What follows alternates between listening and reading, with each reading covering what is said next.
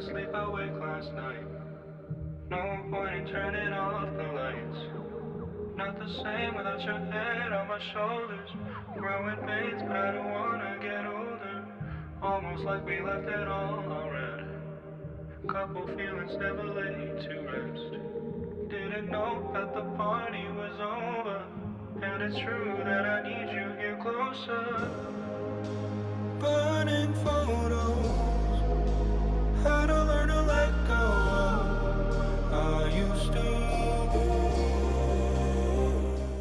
Assalamualaikum warahmatullahi wabarakatuh. Selamat pagi menjelang siang.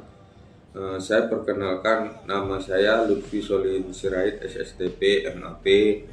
Adapun jabatan saya selaku Kepala Bagian Persidangan dan Perundang-undangan di Sekretariat DPRD Provinsi Sumatera Utara. Adapun jumlah anggota DPRD Provinsi Sumatera Utara yang berjumlah lebih kurang 100 orang anggota dewan yang terdiri dari 5 fraksi, yang terdiri dari 9 fraksi yang ada di DPRD Provinsi Sumatera Utara. Sedangkan Sekretariat DPRD dipimpin oleh 1 orang sekwan atau sekretaris DPRD dan 4 orang kepala bagian, dan ada 12 analis kebijakan yang dulunya adalah tataran di eselon 4 atau istilahnya dikenal dulu dengan nama kepala sub bagian. Kami bertugas di DPRD Provinsi Sumatera Utara sejak tahun 2021 di bulan Februari. Yang pertama, biasa apa saja gitu Pak yang diperlukan di saat rapat Pak? Semisal entah itu berkas apa saja gitu atau diperlukan apa gitu Pak? Ya, kalau untuk kondisi di sini rapat itu dibutuhkan seperti surat yang dipersiapkan berdasarkan instruksi pimpinan ataupun ada undangan untuk membuat ataupun ada surat masuk yang untuk ditindaklanjuti dengan kegiatan rapat. Nah, seyogianya kalau di sini di DPRD Sumut ini setiap kegiatan anggota dewan itu dilakukan ada namanya rapat badan musyawarah untuk penyusunan jadwal kegiatan bulanan setiap anggota dewan. Jadi setiap kegiatan itu dimasukkan di dalam rapat. Jadi disusun dia seperti ini. Jadi ada jadwal 1 bulan. Nah, ketika ada perubahan itu juga akan diadakan rapat ulang. Jadi rapat perubahan tentang kegiatan jadwal anggota dewan. Nah, seperti misalnya bulan November kita buat rapat untuk penyusunan jadwal. Sedangkan untuk Desember nanti kita agendakan di bulan November untuk kegiatan bulan Desember. Nah, itu sudah tersusun lah hari per hari, tanggal per tanggal untuk 1 bulanan. Jadi agenda kegiatan dewan itu sudah terjadwalkan gitu. Nah, kalau untuk misalnya rapat-rapat itu ya ditindaklanjuti melalui surat yang ditandatangani oleh ketua atau pimpinan dewan untuk disampaikan kepada seluruh anggota dewan, dan juga difasilitasi oleh sekretariat DPRD. Itu tugasnya gitu. Selanjutnya aturan dan mekanismenya dalam rapat itu seperti apa Pak? Ya, aturannya itu diatur di dalam tata tertib. Ada namanya peraturan tata tertib DPRD. Itu diatur di dalam peraturan tata tertib DPRD nomor 2 tahun 2020. Nah, itu mekanismenya. Jadi dari mulai aturannya terus pelaksanaan kegiatan itu diatur dari mulai pakaian, jam kehadiran, jam kerja, itu diatur di dalam tata tertib DPRD. Itu sudah dicantumkan gitu. Biasa Pak dalam mencapai satu kesepakatan yang harus dilakukan dalam rapat itu gimana Pak? Ya? Biasa dalam rapat rongga Pak untuk mencapai suatu kesepakatan itu dilakukan dengan cara apa? Ya, artinya di sini dilaksanakan dengan melalui musyawarah mufakat. Nah, ketika memang ini seandainya itu berdasarkan usulan-usulan masing-masing, terdiri kan di sini dari fraksi-fraksi ya. Nah, nanti dasar dari situ itulah yang akan dijadikan suatu keputusan, mulai dari hasil dapat paripurna.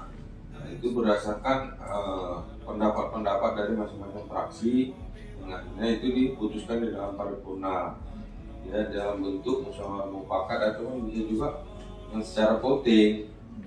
Tapi itu terjadi ketika suatu keputusan yang diambil itu tidak mendapatkan titik temu. Tapi pada prinsipnya di sini berdasarkan hasil pendapat dari masing-masing fraksi yang terdiri dari partai-partai politik, gitu, mengenai kuota. Jadi, ya. Kalau untuk budaya komunikasi yang diterapkan di kantor ini seperti apa ya Pak? Ya, komunikasinya yang ya artinya apa yang disampaikan oleh pimpinan kepada staf. Artinya staf ini kan kita kan selaku ASN di sekretariat ini, di sini kan ada berbeda dengan kantor Pemda yang lain, khususnya organisasi perangkat daerah. Sekretariat Dewan ini dia lebih khusus karena kita itu secara operasional bertanggung jawab kepada pimpinan, tapi secara administratif kita melaporkan kerjaan kita kepada gubernur. Jadi kami di sini atasannya adalah langsung oleh Pak Gubernur, dan operasional kita bertanggung jawab kepada pimpinan dewan. Nah, untuk secara ini komunikasi itu ya kita melaksanakan melalui komunikasi ya seperti apa yang disampaikan oleh pimpinan ataupun perintah, itu yang kita tindak lanjuti.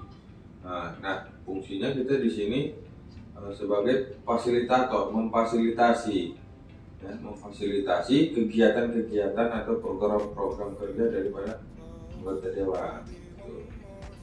Nah, jadi mungkin komunikasinya hampir sama, jadi gitu.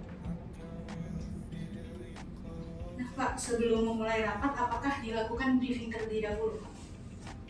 Kalau briefingnya kan kita tidak seperti mungkin dinas-dinas lain ya, briefing. Nah, kita langsung itu dibuka oleh pimpinan. Nah, berbeda lagi kalau rapat itu dengan pejabat struktural atau ASN. Nah, kalau kita di sini kegiatan rapat itu dilaksanakan oleh dewan, itu dibuka oleh pimpinan dewan yang diagendakan tadi di dalam jadwal Barmus. Itu dia. Kalau untuk pola komunikasinya Pak di kantor ini diterapkan Maksudnya gimana ya, pola komunikasi yang gimana? seperti kayak mau menyampaikan informasi, apakah terstruktur dari atasan ke bawahan, dari bawahan ke atasan, atau bebas bisa dari bawahan langsung ke atasan? Ya, dia bisa dua arah. Jadi ketika itu perintah dari pimpinan itu juga bisa berjenjang secara hierarki, turun ke bawah. Pimpinan memerintahkan kepada yang namanya sekwan. Sekwan ini yang memfasilitasi, artinya ASN yang ada di sini. Nah, nanti sekwan memerintahkan stafnya, ada di bawahnya kabak, ada analis kebijakan. Jadi masing-masing itu nanti diberikan instruksi untuk melaksanakan apa yang menjadi perintah atau instruksi daripada pimpinan dewan. Nah, itu yang diagendakan semuanya. Jadi sifatnya secara hierarki gitu. Nah, jadi kalau misalnya untuk penyimpanan data atau surat-surat ada tempat tersendiri nggak Pak? Ya, sekarang kita lagi ada gedung arsip. Cuman itu memang baru tahun ini belum berfungsi secara maksimal, jadi kita masih polanya pengarsipan itu secara manual gitu. Ada nggak hambatan yang komunikasi yang terjadi? Kan kalau misalnya ada, kan kita berbeda-beda suku kan Pak. Ada nggak hambatan komunikasi antara karyawan atau pekerja di sini? Kalau hambatan mungkin ya itu mungkin ada perbedaan karakter ya, karena berbeda suku, agama, budaya kan gitu. Jadi mungkin ada pola penyampaian atau komunikasinya yang berdasarkan karakter atau budaya masing-masing individu-individu ya, orang per orang dari dewan maupun staf. Jadi untuk saat ini belum ada karena masih menggunakan bahasa-bahasa yang kita gunakan lah, bahasa Indonesia gitu. Jadi tidak ada bahasa daerah, sehingga komunikasinya masih normal saja.